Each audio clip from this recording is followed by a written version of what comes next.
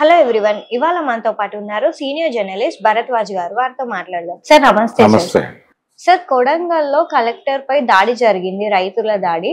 So అంటే వీళ్ళు దాడి చేయడానికి గల కారణాలు ఏంటి? అంటే ఒక కలెక్టర్ స్థానంలో ఉన్న వారిపై. అంటే కలెక్టర్ గారు ప్రజల యోగక్షేమాలు విచారించడానికో వాళ్ళ బాధలు తెలుసుకోవడానికో వెళ్ళుంటే పరిస్థితి వేరుగా ఉండుండేది. కానీ కలెక్టర్లు ఎప్పుడు కూడా ప్రజలు బాధల్లో ఉన్నప్పుడు, సమస్యల్లో ఉన్నప్పుడు వెళ్ళి వాళ్ళని కలవాలనో, ఓదార్చాలనో, లేకపోతే రెగ్యులర్ గా వెళ్లాలనో, నిజానికి గ్రామ సభ ఏర్పాటు కోసం వెళ్ళాడు ప్రదీప్ జైన్. అయితే ఆయనతో పాటు స్పెషల్ ఆఫీసర్లు చాలా మంది వెళ్ళారు అక్కడికి. మొత్తం ప్రభుత్వ పటాలం. వీళ్ళ ప్రోగ్రామ్ ఏంటంటే ఆ లగచర్ల గ్రామం పరిసరాల్లోనూ, అది ఉద్యాల మండలంలోను ఫార్మా కి సంబంధించినటువంటి అంటే ఒక క్లస్టర్ కింద తీసుకున్నారు దాన్ని. అక్కడ భూసేకరణ జరపటం వీళ్ళ ఉద్దేశం. భూసేకరణ జరిపి అక్కడ ఫార్మా క్లస్టర్ ని తీసుకురావాలి అనేది ప్రోగ్రాం. అయితే ఈ భూసేకరణని ప్రజలు వ్యతిరేకిస్తున్నారు. అక్కడ మాత్రమే కాదు, ఈ క్లస్టర్ల ఏర్పాటు అనే నిర్ణయం ప్రభుత్వం ప్రకటించిన తర్వాత చాలా ప్రాంతాల్లో నిరసన వస్తుంది. నల్గొండ జిల్లాలో కూడా ఇలాంటి కార్యక్రమమే మొదలు పెట్టినప్పుడు అక్కడ కూడా నిరసన వచ్చింది రైతుల నుంచి. అంటే ప్రభుత్వ భూముల్లో మీరు కేటాయింపులు జరిపితే నిరసనలు ఉండవు. ప్రభుత్వ భూముల్లో గతంలో కేటాయింపు జరిగింది. ఫార్మా సిటీ అని ఒక చోటే ఏర్పాటు చేసేటువంటి ఒక ప్రయత్నం జరిగింది. అయితే కొత్త ప్రభుత్వం, కాంగ్రెస్ ప్రభుత్వం దాన్ని రద్దు చేసి, ఎందుకంటే హైదరాబాద్ శివార్లలో ఉన్నటువంటి భూమి ఇక్కడ ఫార్మా సిటీ అనేటువంటి ప్రోగ్రామ్ రద్దు చేసి అన్ని జిల్లాల్లోనూ క్లస్టర్ల నిర్మాణానికి ప్రారంభం చేశారు వీళ్ళు. ఈ క్లస్టర్ల నిర్మాణం పేరుతో అంటే ఆయా జిల్లాల్లో ప్రభుత్వ భూములు లేకపోయినప్పటికీ వీళ్ళు ఎక్కడైతే క్లస్టర్ చేయదలుచుకున్నారో అక్కడ ప్రజల నుంచి భూసేకరణ చేస్తున్నారు. ల్యాండ్ పూలింగ్ అంటారు దీన్ని. ఈ ల్యాండ్ పూలింగ్ ప్రోగ్రాం మొదలు పెట్టారు అన్ని చోట్ల. నల్గొండలో తీవ్ర స్థాయిలో నిరసన వచ్చింది. అదే పద్ధతిలో ఇక్కడ కూడా నిరసన వచ్చింది. ఈ దుద్యాల మండలంలో కూడా నిరసన రావడానికి కారణం ఏంటంటే ప్రజలు ఈ ఫార్మా కంపెనీలు తమ మధ్య తమ పొలాల్లో రావటం పట్ల వ్యతిరేకతతో ఉన్నారు. ఒకటి, ప్రభుత్వం ఏం చెప్తోందంటే మీ ఏరియాలో అంటే ఈ ఫార్మా కంపెనీలన్నీ ఒకే చోట ఉండి ఫార్మా సిటీ అనే పేరుతో ఉంటే అక్కడికంటే కూడా మీ జిల్లాల్లోకి దీన్ని వికేంద్రీకరణ చేస్తున్నాం, చేయటం ద్వారా ఎక్కడికక్కడ ఉపాధి అవకాశాలు వస్తాయని చెప్తున్నారు. అంటే ఇక్కడ గమనించాల్సిన విషయం ఏంటంటే ప్రభుత్వాలు చాలా వ్యూహాత్మకంగా కార్పొరేట్లకి సేవ చేసే పనిలో ఉన్నాయి. ఈ కార్పొరేట్లకి సేవ చేయటం అనే కార్యక్రమంలో భాగంగా ప్రజల్ని పట్టించుకోవడం మానేసి చాలా కాలం అయింది. ప్రభుత్వాలు చాలా స్పష్టంగా కార్పొరేట్ కంపెనీలని ఫెసిలిటేట్ చేయటమే తమ లక్ష్యంగా పనిచేస్తున్నాయి. అందుకే జనం మీద వాళ్ళు అలా విరుచుకుపడుతున్నారు. నిజానికి కలెక్టర్ గారు ప్రజల నుంచి అంటే మొదట ఒక విమర్శ వచ్చింది. ఇంత ముందే వెళ్లారు భూసేకరణకు. అక్కడ వెళ్ళినప్పుడు నిరసన వచ్చింది. డిప్యూటీ కలెక్టర్లు వీళ్ళు స్పెషల్ ఆఫీసర్లు వెళ్ళినప్పుడు నిరసన వచ్చిన సందర్భంగా ఇది ఆపేయండి అని అడిగారు వాళ్ళు. ఎందుకు ఆపేయమని అడుగుతున్నారంటే వాళ్ళ గ్రామం పరిసరాల్లో అది ఏర్పాటు చేస్తే లగచర్ల ఇలాంటి చోట్ల ఇది ఏర్పాటు చేస్తే దీని తాలూకా వ్యర్థాలు ఉంటాయి. ఈ ఫార్మా కంపెనీల తాలూకా వ్యర్థాల వలన ఇబ్బందులు కలిగేటువంటి అవకాశం ఉంది. ఆరోగ్యపరమైనటువంటి ఇబ్బందులు కలుగుతాయి. రెండోది, భూసారానికి సంబంధించినటువంటి ఇబ్బందులు కూడా కలగచ్చు. వ్యవసాయ ఆధారితమైనటువంటి గ్రామాలు అవన్నీ. కాబట్టి అన్ని రకాలుగా నాశనం అయిపోతామేమో అనేటువంటి భయం ఉంది. అందుకని పచ్చని పొలాలలో ఇలాంటి కార్యక్రమాలు చేయటం కరెక్ట్ కాదు అనే అభిప్రాయం చాలా కాలం నుంచి చాలా మందిలో ఉంది. కానీ ప్రభుత్వాలు అలా ఆలోచించవు. ప్రభుత్వాల ప్రోగ్రామ్ ఏంటంటే కార్పొరేట్లను ఎక్కడో చోట వాళ్ళని ఫెసిలిటేట్ చేయాలి. చేసి ఎలా చేస్తారు వీళ్ళు? ఏదో ప్రజలకు ఉపయోగపడే కార్యక్రమంగా చెప్తారు. మీకు మీ ప్రాంతంలోనే ఉపాధి దొరుకుతుంది కాబట్టి మీరు భూములు ఇవ్వండి. అమరావతి పేరుతో ఎలాగైతే ఆయన ల్యాండ్ పూలింగ్ చేశాడు, 33,000 ఎకరాలు ల్యాండ్ పూలింగ్ చేయగలిగాడే. ఏం చెప్పి చేశాడు?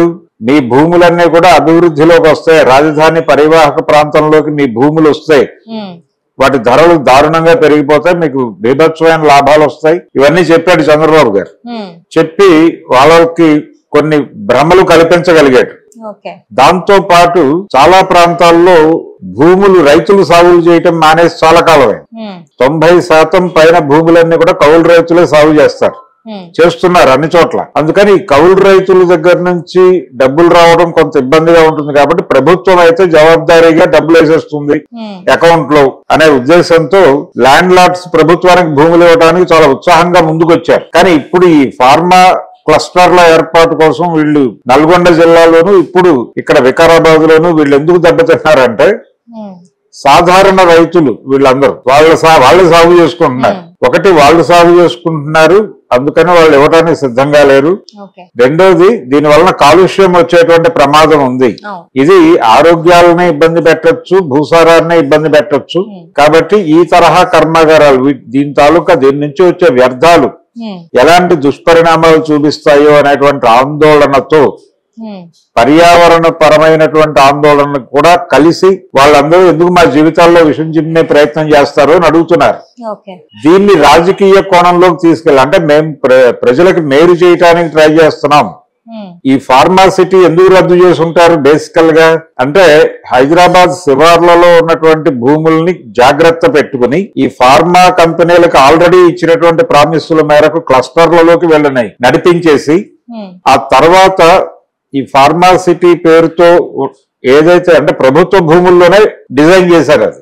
సో ఈ ప్రభుత్వ భూములన్నిటిని ప్రిజర్వ్ చేసి రేపు పొద్దున ఇంకేదన్నా కార్పొరేట్ కంపెనీ ముందుకొచ్చినప్పుడు ఇంకేదైనా అవసరంతో ముందుకొచ్చినప్పుడు వీటిని వాటికి కేటాయిస్తే బాగుంటుంది అనే ఉద్దేశంతో అంటే టోటల్ గా ఈ ఎపిసోడ్ మొత్తం ఫార్మా సిటీ అనే కార్యక్రమాన్ని రద్దు చేయటము, ఫార్మా క్లస్టర్ల ఏర్పాటు కోసం వివిధ జిల్లాల్లో చేస్తున్నటువంటి కసరత్తులు, భూసేకరణ పేరుతో జనాలను కూర్చోబెట్టి మాట్లాడటం కాదు దాడులు చేయటమే. దాడులు చేసి లాగేసుకునే ప్రయత్నం చేస్తున్నారు. ఈ లాగేసుకునేటువంటి ప్రయత్నాలు చేయటం ఈ మొత్తం వ్యవహారంలో కార్పొరేట్ల పట్ల ప్రభుత్వానికి ఉన్నటువంటి ప్రేమ కనిపిస్తుంది, ప్రజల పట్ల ఉన్నటువంటి ద్వేషం కనిపిస్తుంది.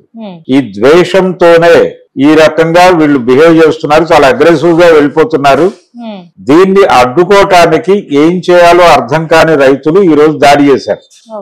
ప్రత్యేక్ జైన్ మీద దాడి చేసి రాళ్లు విసిరారు. ఇక్కడే కాదు రాళ్లు విసరటం అనే కార్యక్రమం ఒక చోట జరగల, నల్గొండ జిల్లాలో కూడా జరిగింది. ప్రతి చోట జరుగుతోంది. ప్రజలు తమ భూములు అప్పజెప్పడానికి సిద్ధంగా లేరు. అంటే వాళ్ళు నోటిఫై చేసినటువంటి భూముల యజమానులు మాత్రమే కాదు, గ్రామాలలో ఉన్నటువంటి ప్రజలందరూ కలిసికట్టుగా తిరగబడుతున్నారు. తిరగబడి ఇక్కడ వద్దు అంటున్నారు.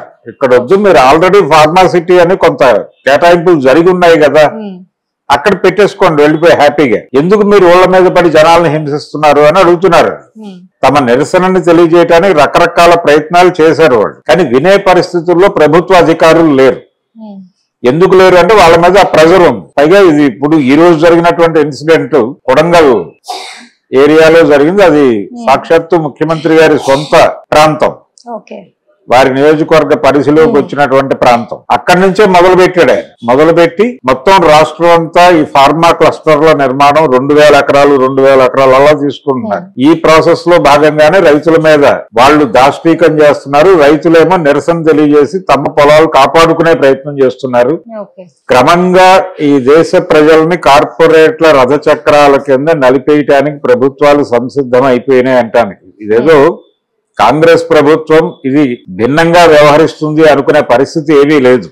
కాంగ్రెస్ అయినా, కమ్యూనిస్టు పార్టీల ప్రభుత్వాలైనా, కేరళలో ఉన్నటువంటి సిపిఎం ప్రభుత్వం అయినా, ఇంకో చోట ఉన్న ఇంకో పార్టీ ప్రభుత్వం అయినా, ఏ పార్టీ ప్రభుత్వాలైనా సరే వాళ్ళు ప్రతిపక్షంలో ఉన్నప్పుడు కేంద్ర ప్రభుత్వం చేసిన దుర్మార్గం, కేంద్రంలో వీళ్ళకి ప్రతిపక్షంగా ఉన్నటువంటి పార్టీ అధికారంలో ఉంటే అది దుర్మార్గంగా కనిపిస్తుంది. కానీ అధికారంలో ఉంటే వీళ్ళందరూ చేసే పని ఒకటే. భారతీయ జనతా పార్టీ ఏ పని చేస్తోందో కేంద్రంలో ఉండి తెలంగాణలో కాంగ్రెస్ పార్టీ కూడా అదే చేస్తోంది. అంటే అడవుల్ని ఖాళీ చేయించి కార్పొరేట్లకు కట్టబెట్టడానికి వాళ్ళు ప్రయత్నం చేస్తుంటే ఊళ్ళలో రైతుల దగ్గర నుంచి భూములు లాక్కొని కార్పొరేట్లకు కట్టబెట్టే పని ఇక్కడ జరుగుతోంది. ఇద్దరి లక్ష్యం ఒకటే. అంటే ఈ ఏకసూత్రతకి కారణం ఏమిటి అంటే పరిపాలన ఎవరు చేస్తున్నారు అనేది అర్థమవుతుంది. ఏకసూత్రత అర్థమైతే భారతదేశంలో పరిపాలన మోడీ గారు చేయటం లేదు, లేకపోతే తెలంగాణలో పరిపాలన రేవంత్ రెడ్డి గారు చేయట్లేదు. వరల్డ్ బ్యాంక్ నడిపిస్తోంది డ్రామాని. వరల్డ్ బ్యాంక్ పరిపాలనలో ప్రపంచం ఉంది. ఉండటం వలన భారతదేశంలో ఈ ప్రాబ్లమ్స్ మొదలైనాయి. ఇది అభివృద్ధి అనే పేరుతో జరుగుతాయి దాడులు. అభివృద్ధి అనేది ప్రస్తుతం ప్రజలకి ఉగ్రవాదం కంటే కూడా దుర్మార్గమైన పదంగా కనిపిస్తోంది. ఏ అభివృద్ధి పేరుతో ఎవరిని ఎక్కడ నిర్వాసితులు చేస్తారో అని భయపడి జనాలు వణికిపోతున్నారు. ఇటువంటి పరిస్థితుల్లో ఈ ఫార్మా క్లస్టర్ల వ్యతిరేక ఉద్యమం తెలంగాణలో అంటే ఒకవైపు మూసీ ప్రక్షాళన లేకపోతే ప్రభుత్వ ఆస్తుల పరిరక్షణ అనే పేరుతో చెరువుల పరిరక్షణ, ప్రభుత్వ ఆస్తుల పరిరక్షణ, హైడ్రా ఏర్పాటు, తద్వారా ఎక్కడ ఎవరు ప్రభుత్వ స్థలాల్లో గాని లేదు ప్రభుత్వానికి సంబంధించిన వాళ్ళ ప్రాంతాలుగా నోటిఫై అయినటువంటి ఏరియాల్లో ఎవరు వేలు పెట్టినా తీవ్ర స్థాయిలో విరుచుకుబడి దాడులు చేసేస్తున్నారు. అక్కడ ఎవరన్నా గుడిసెలు వేసుకుంటే నిర్దాక్షిణ్యంగా పీక్ అవతలు బారేస్తున్నారు. అకామిడేట్ చేస్తాము అని చెప్తున్నారు కానీ అకామిడేట్ చేయడం జరుగుతుందా లేదా తెలియదు, ఎవరెవరిని అకామిడేట్ చేస్తారో తెలియదు.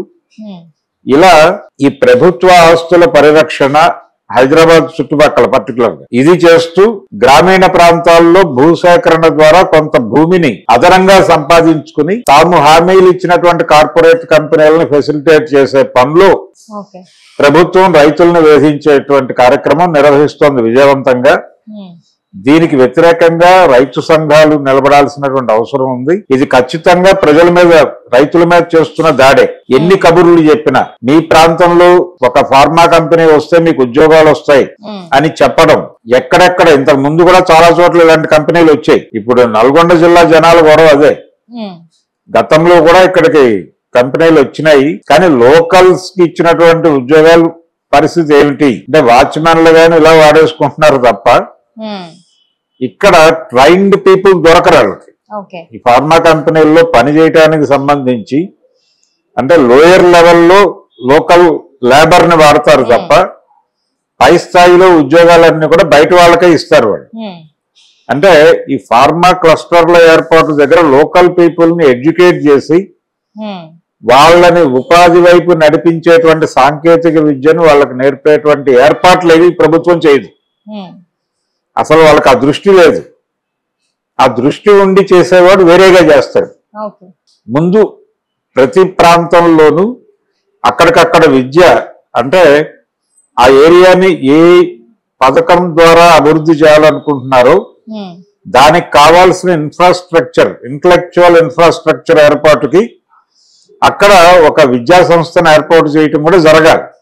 అసలు ఆ ప్రోగ్రామే లేదు వీళ్ళకి. భూములు లాక్కుని కార్పొరేట్లకు ఇచ్చేసి చేతులు కడిగేసుకుని ఆ వచ్చిన ముడుపులతో ఇంకో వ్యాపారంలోకి విస్తరించాలనే తాపత్రయం తప్ప రాజకీయ నాయకులకి ప్రజల పట్ల చిత్తశుద్ధి ఉంటే ఇలా జరగదు.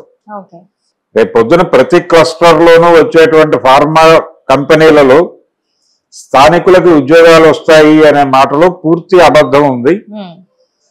ఆ అబద్ధంలో ఉన్న నిజమేమిటంటే వాచ్మెన్లు, ఊడ్చేవాళ్ళు, లోపల పారిశుధ్యపు పనులు చేసేవాళ్ళు, మోసేవాళ్ళు, ఎత్తేవాళ్ళు ఈ తరహా కింది స్థాయి ఉద్యోగాలు తప్ప పై స్థాయి ఉద్యోగాలు లోకల్స్ కి ఇచ్చే అవకాశం ఉండదు.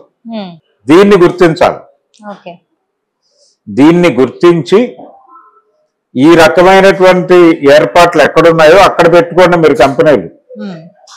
మాకు ఉపయోగపడని అంటే ఉపాధి ఈ అభివృద్ధి మాకు ఉపయోగపడకపోగా మా జీవితాలని అప్గ్రేడ్ చేయడానికి ఉపయోగపడకపోగా మా భూములు నాశనం కావడానికి దోహదపడుతుంది. అందుకని మాకు వద్దు ఈ కంపెనీలు అంటున్నారు.